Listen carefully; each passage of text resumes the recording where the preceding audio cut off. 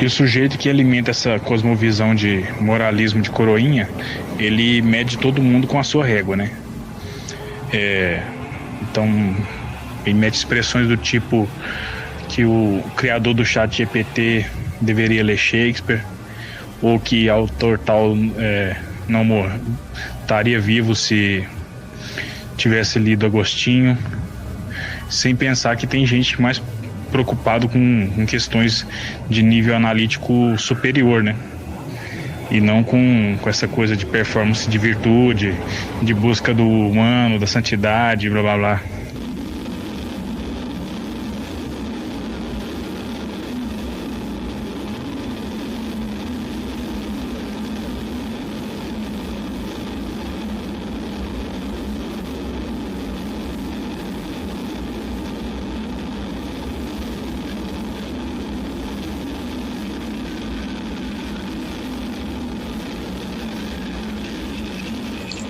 Cara, esse cara é conversa de boteco pedante. Olha, é insuportável como eles sempre batem na mesma tecla. Sempre. Você já sabe, o cara é um gerador de lero-lero do caralho de direita. Ai, a contrição e a miséria humana diante do totalitarismo do homem moderno, que nos destrói a ordenação da alma, como os antigos. Os antigos, o caralho, porra! O filho da puta acha que a alma antiga era melhor no que? Em acorrentar a gente pelo nariz, que ficava uma correntinha no nariz e no saco do outro, 10 mil pessoas em fila, depois de perderam a batalha. Ah, toma no cu, porra. Enfia Agostinho no cu. Sem paciência com esses clichês. Filho da puta desse em Atenas. Primeira passada de rola na cara dele, de um cara mais velho, dele com 14 anos. Entendeu? Uma surubinha. Ou então, primeira vez que ele tivesse que ir pra porra do exército romano, largar a colheita, vai pra porra da fronteira do Império Romano, ou ser escravizado, tá? Por um Ciro, por um Nabucodonosor. Se um filho da puta desse, tá? Tivesse nascido na merda de uma época dessa, ele ia ter muita saudade da merda do mundo moderno, com um homem desequilibrado, com um homem que no vazio absoluto se coloca no lugar de Deus. Num homem que, nos seus delírios totalitários, esquece a sabedoria antiga, o cristianismo, Jerusalém, Atenas, os grandes centros do saber, e que dava referência. Vai pro inferno, seu porra. Vai ver que maravilha era a alma do homem antigo, equilibrada, com tudo no lugar. Você lá no cerco de Jerusalém, tomando no cu, se fudendo. Bicho, ser humano só não matava no tamanho que se mata hoje em dia, não é por causa de espírito totalitário, não. É porque não tinha bomba atômica na mão de um louco romano, de um louco chinês ou indiano. Século XIX, na China se matou, foi 30 milhões de pessoas por causa de seita messiânica cristã nessa buceta. 30 milhões ou 15 milhões não faz a menor diferença, porque a contabilidade desses caras quanto o horror do totalitarismo no século XX não respeita a matemática também e ignora todo o colonialismo no século XIX. Vai colocar tanque, arma química na mão do equilibrado, do referencial de homem santo com suas contradições, tipo o Agostinho de Hipona. Outro exemplo que eles adoram é Rei Davi. Coloca o poder que um Lula tem hoje na mão do Rei Davi, de um Péricles, pra você ver o que vai acontecer. O cara nunca leu a porra do Tucídides, não, caralho. Esqueceu o que Espartano fazia com escravo. Esqueceu o que Ateniense fez com Mélios. nem vou falar em porra de cristão, não, porque mas o homem da Idade Média, com seus símbolos, sua simbologia, ele entrava na catedral. Porra, os caras pegam uma coisinha que aconteceu uns 300 anos no caralho da França e acham que isso é uma antropologia válida para a humanidade. E idealizada. Vai, meu filho, vai ser servo na França do século XII para ver se você não vai estar feliz vivendo num mundo totalitário que permite que você fale essas merdas.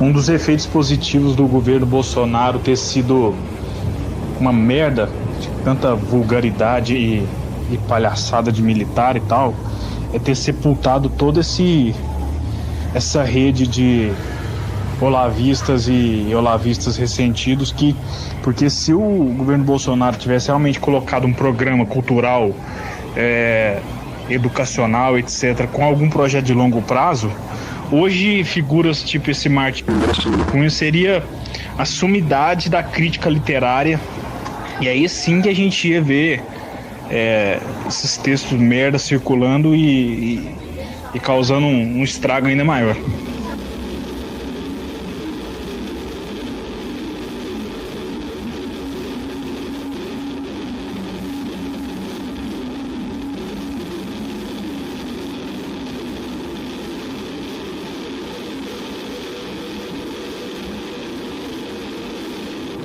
Eu tô esperando quanto tempo vai dar para aparecer o primeiro desses doidos de bairro escrevendo algum texto, né? Nem dá para chamar de ensaio, mas vai lá, algum proto-ensaio puxando pela milésima vez na história alguma parada conspiranoica satanista sobre o Talmud, né?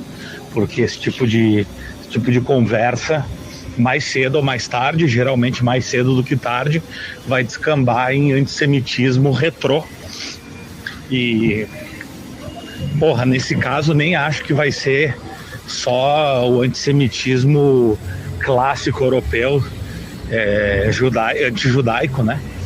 Vai ser um antissemitismo mais global contra qualquer povo semítico que seja. Papinho de cruzadas, maluco fazendo cosplay de Cavaleiro das Cruzadas, estilo Paulinho Cogo, só que a sério. Esse lance aí dos grandes berços do saber, né? Alexandria, Jerusalém, Babilônia, o que seja, é um fenômeno que eu acho muito parecido com o maluco do saudosista de uma época que nunca viveu, do tango do começo do século XX, né, da época do Gardel, que é um fenômeno antropológico meio parecido com o do samba Noel Rosa, né? É o maluco que sempre vai achar o malandro e o picareta e o criminoso do começo do século XX muito melhor, porque tava todo mundo de terno e porque em foto preto e branca dá pra tu decidir que cor era o cara, né?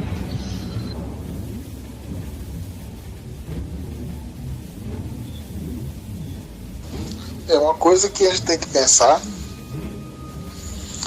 é que o material humano do bolsonarismo, vamos esquecer a malta bolsonarista, essa elite Olavete, ela não tem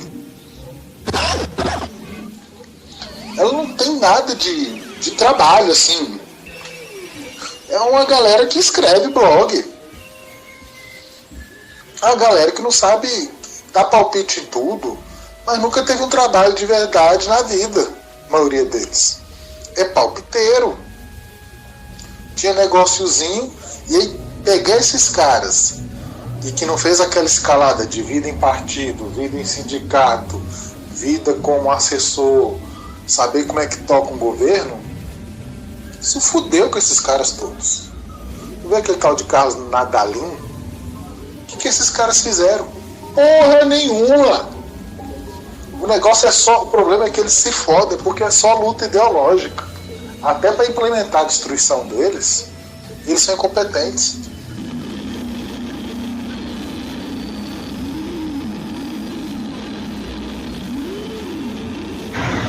Exatamente, assim, é uma galera que não consegue fazer da luta política sair da dimensão mítica, né, metanarrativa, pode pensar assim, e ir para o nível mais tático, né? Eu estava escutando, por exemplo, que o Guilherme foi puxado lá na época do Vélez, né, no Ministério da Educação, ele falando que lá não dava para fazer nada porque lá tinham várias pessoas que eram moralmente más, moralmente, blá blá blá, assim, desde quando o problema da política é um problema moral, sabe?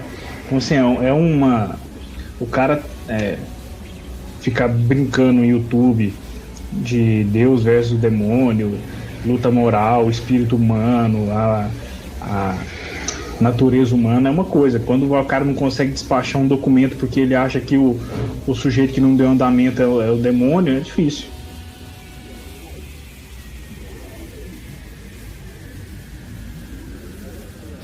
O lugar desse tipo de papo é na bodega. Em realidade, esse tipo de gente aí é nada mais nada menos que o esoterista de bodega que foi retirado do seu habitat natural e que se tornou uma espécie invasiva e perigosa por causa disso, né? No domínio que lhe é próprio, né? Esse tipo de espécie até desempenha algum tipo de função social, né? Tem o seu papel ali no bioma, né? É aquele pequeno empresário que tem aí algum tipo de negócio no setor de serviços, ou tem um bar, tem uma mercearia, vende louça, sei lá. E lá no fundo do estabelecimento ele tem ali uma biblioteca de livros proibidos, de livros secretos, né? Ele conversa com a moçadinha que chega no balcão, né? Falando, né? Dos grandes mistérios, do simbolismo da cruz, ou de alguma merda desse tipo, e enfim, tá ali desempenhando a sua função como cidadão, né? Tá ali enchendo o ouvido da galera mais jovem com umas histórias muito louca, né, e tal, estimulando a criatividade e imaginação da gurizada, trocando um papo ali com a galera que participa ali da vida cotidiana do estabelecimento.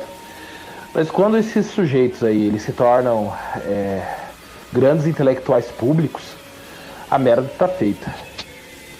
Aliás, melhor dos futuros possíveis aí, né? Se tudo desse certo, infelizmente não sei se vai dar, essa galera retornando aí ao confinamento, aos limites da sua biorregião, né? E não se preocupando mais com uma guerra escatológica política, e ao invés disso cuidando aí do faturamento da empresa da família, cuidando do balcão, conversando com o cliente, né? Deixando de lá esses papos, essas grandes pretensões, e as restringindo ali a uma conversa sobre curiosidades aí com os clientes. Fazer que nem o pessoal fazia antigamente, né? Aproveitava e ia lá ter contato com o conhecimento iniciático na fronteira Foz do Iguaçu, Paraguai, e comprava umas roupinhas lá, revendia aqui na região metropolitana de Curitiba, todo mundo ficava feliz, votava no Habib, perdia a eleição, tudo bem, bola pra frente, né? Conversava com a galera no final de semana, né? Ia na reuniãozinha, a portas fechadas aí com sujeitos aí que compartilham dos grandes segredos da humanidade, e fechou. Não preciso mais nada não. Acabou. Daí lá na bodega você pode falar o que você quiser, né? Que grande problema. Da filosofia ocidental, escolhe qualquer um aleatoriamente. É quem faltava a luz infusa da revelação, porque eles não conheciam o verdadeiro imaginário por trás dos grandes mitos nacionais, porque eles não tinham conhecimento dos segredos iniciáticos, dos símbolos da tradição primordial, ou não iam à missa direito. Inventa qualquer merda aí e cola no boteco, não tem problema, vai ser o tiozão excêntrico, não tem nada de errado nisso, né? O doidinho de bairro funcional tem o seu papel aí de ser aquele barqueiro que leva, né, o sujeito de um dos lados do rio para o outro, né? Beleza. O problema é que, enfim, assim como o rato de academia que você encontrava lá e te dava umas dicas top virou influencer, esses caras se tornaram intelectuais públicos, né? Daí, enfim.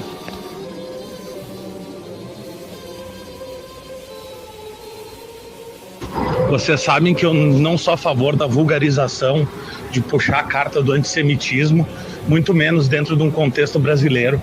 Agora, quando um maluco desses puxa um Spinoza para colocar como causador de qualquer coisa negativa na vida de um sujeito em relação a um filósofo padreco, a gente sabe que o maluco não meteu Spinoza por acaso, né?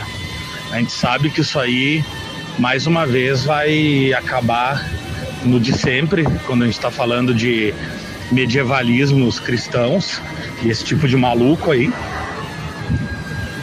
Mas é aquilo, né? Da mesma forma que Mobral de esquerda, doidinho de gato, só vai entender o problema real, a real dimensão atroz do neopentecostalismo brasileiro quando tiver a casa invadida pelo pastor Esdras e tiver o gato preto morto pelo pastor Esdras e seus asseclas. Um maluco tipo o cara lá do Hebraica e toda a galera que tava do lado de dentro achando bonito o que o Bolsonaro tava falando, só vai entender quando tiver num... Cara, e essa função de atravessador, de barqueiro, de iniciador da gurizada que o Peter sempre menciona, desse doidinho de bairro, ou desse sujeito inadaptado, mas com uma grande paixão, ainda nesse caso aí de maluco olavista, ainda é uma questão de um atravessador bem ruim, né? E, porra, nem tô falando aqui da quantidade de churume opinativo e visão de mundo distorcida dos caras, tá ligado? Mas é um problema até de estética, de método, de amplitude de ideias, né? Não tem nem aquele encanto descontrolado do doidinho conspiranoico holístico, né? O conspiratório mais puro, que é aquele sujeito que ele não tem nenhum viés político, né? Pelo menos não proposital. Então é um maluco que vai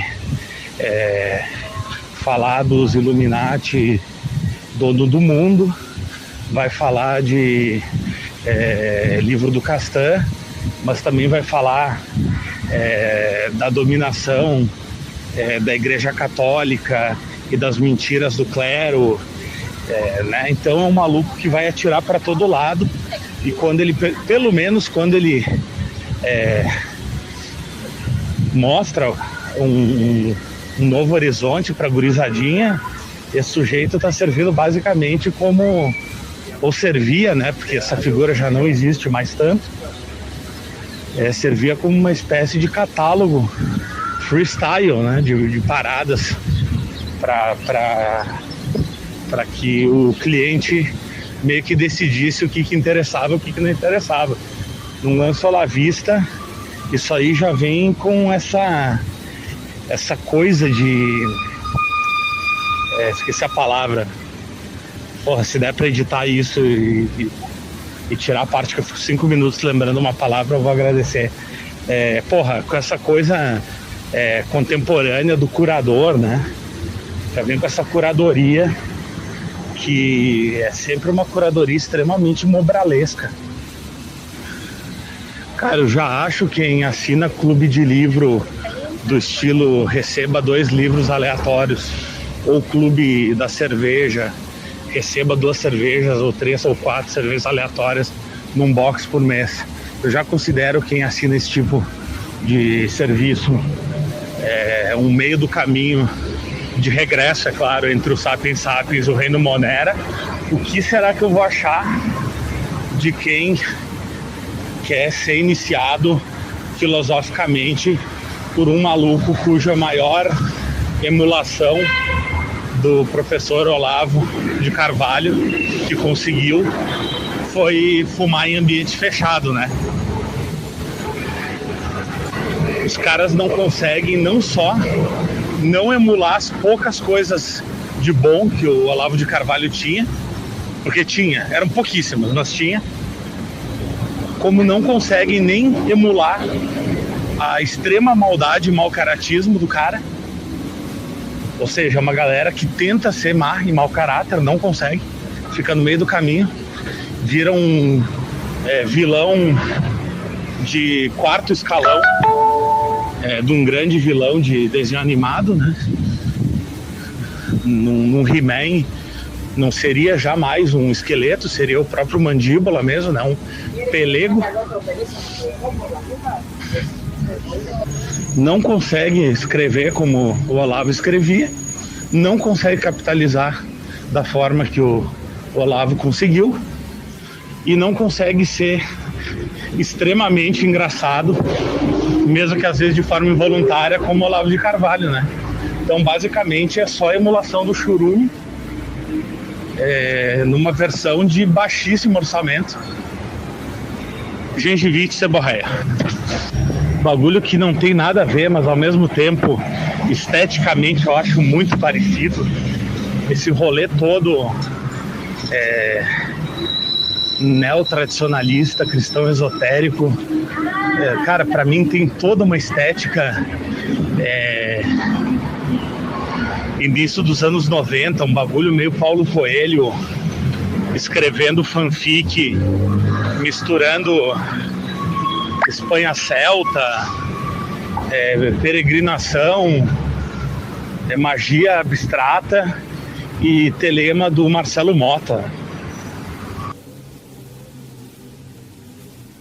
Sim, da mesma forma que esses sujeitos são caricaturas do Olavo de Carvalho em alguma medida, eles também representam uma caricatura de uma determinada trajetória do Olavo, né?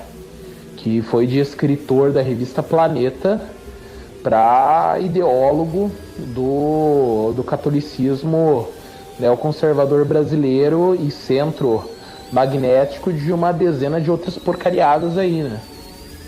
Então é que tá, e o Olavo da revista Planeta era muito mais interessante, muito mais divertido do que esse Olavo aí com agência política, né? Que ele acabou tendo, né?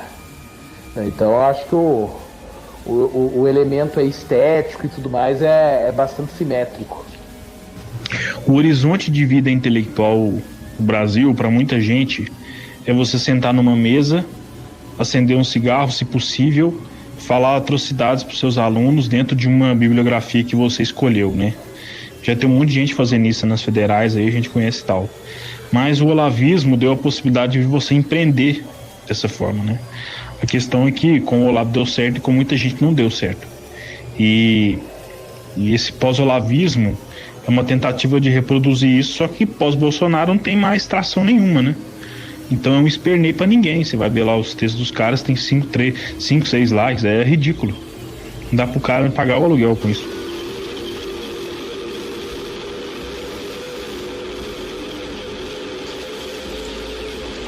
Tá, agora eu vou conseguir gravar de vez.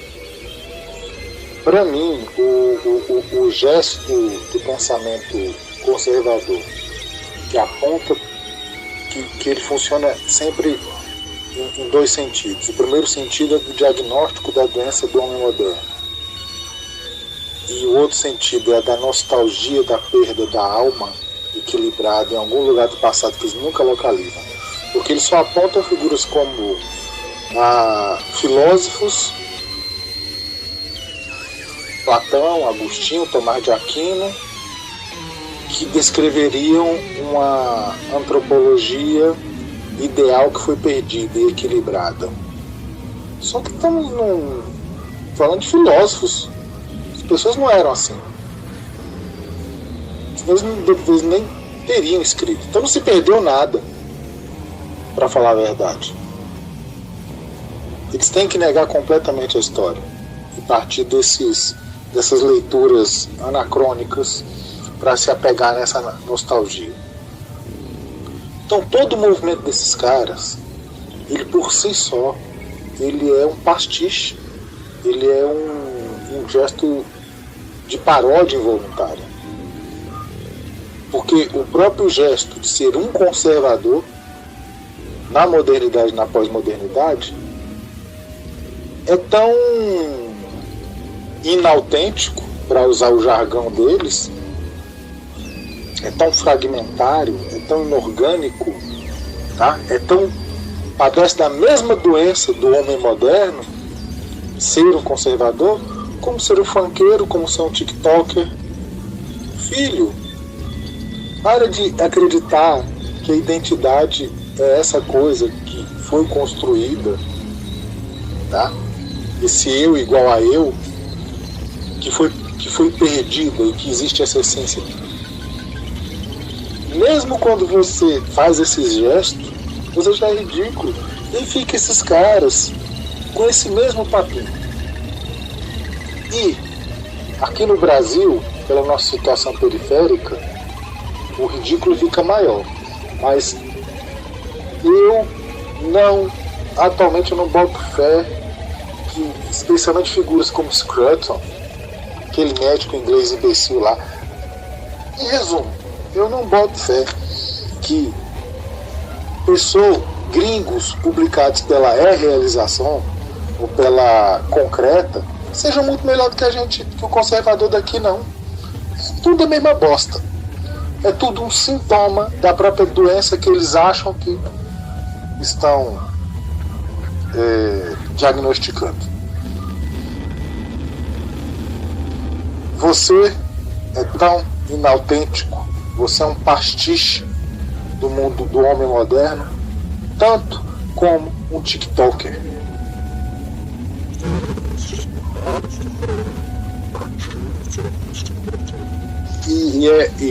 O Ítalo deu uma descrição aí da intelectualidade brasileira, e é engraçado como o direitoso intelectual pós-Olavo, ou que tenta ter independência em relação ao Olavo, ele lembra muito a imagem do gauchiste, do esquerdinha bobô, né? Francês, que eles tanto criticam, né? Já alguém vai ter que fazer o livro Direita Caviar, que é o cara que é servidor público, é professor, vive sua vidinha burguesa e fica falando dos guerreiros medievais, dos cruzados, do homem do campo. É aquele cara que coloca o chapéu de palha uma vez por semana, vai brincar na sua rocinha, que fica escutando coisas do nosso povo, mas na verdade não é nada disso. É o direitoso caviar. E o Olavo é irrepetível. Houve uma convergência ali entre história pessoal, personalidade, estilo e a história do Brasil que não vai se repetir de novo. Não tem como repetir aquilo. Tá? É o Ayrton Senna da filosofia nacional. Ninguém vai ter aquilo de novo. E tentar imitar ele, e não adianta. Enquanto o direitista, por mais aprofundado que ele seja, por mais pedante que o cara, tipo Martin Vasses, vai de Dostoiévski a Leonard Cohen de Mark Fisher a YouTube em um parágrafo. E aí eu acho massa que esse pessoal não conhece uma língua direito que não seja o português, mal e mal. Basicamente são todos uns charlatões quanto ao embasamento do conhecimento deles. Você vê cara aí da porra dessa direita como o próprio Olavo, que não sabe ler o Evangelho de João em grego. Dirá ler uma tragédia grega ou ler um livro do Platão do início ao fim, no grego. Nem que seja edição bilíngue da Lebe. Os caras não conseguem. É só picareta. Então não adianta a porra do direitista, meu irmão, vir com esse papo empolado, tá? Se depois que você tirar todo o lixo pretensioso, todo o lixo pedante, sobrar a mesma coisa que o neopentec, semi-analfabeto, fala. Então, meu filho, não precisa fazer o seu discurso, o seu percurso. Continua a ser tosco. Faz da sua vida um exemplo. Não fica enchendo o saco com o livro, não. Deixa esse negócio de livro, pensamento, pesquisa, escrever. Deixa pra esquerda. A esquerda é que quer romper com o mundo como ele é. Fique tosco. Dê um passo wittgensteiniano. Tenha vergonha de ser filósofo. Tenha vergonha de ter escrito alguma coisa na sua vida. E vai virar porteiro de escola.